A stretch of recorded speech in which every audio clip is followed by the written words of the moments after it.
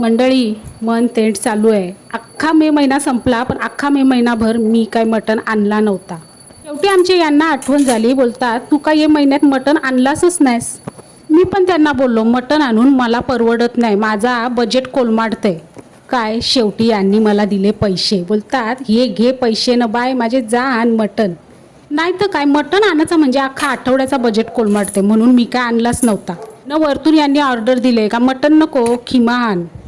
मग काय झालो ना मी रेडी. चला चाललोय मटण आणायला. हाय की नाही मी हुशार बायको. लई ऊन वाढलाय म्हणून मास्कनं गॉगल घातलाय. तसा काही याचा काही फार फरक पडायचा नाही, पण असो, मास्कनं गॉगल घातल्यावर मला कोण ओळखल का असा बघत होतो मी. ओळखतील, ओळखणारी बरोबर ओळखतील. खाटकाच्या इथं पोचलो 440.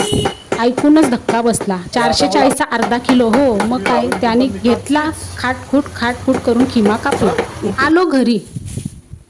सोबत घेऊन आलोय मिरची, कोथिंबीर, कढीपत्ता न लिंबू. त्या तर लागतंयच ना. चला राज टाईम झालाय, जेवण व्हायला पाहिजे.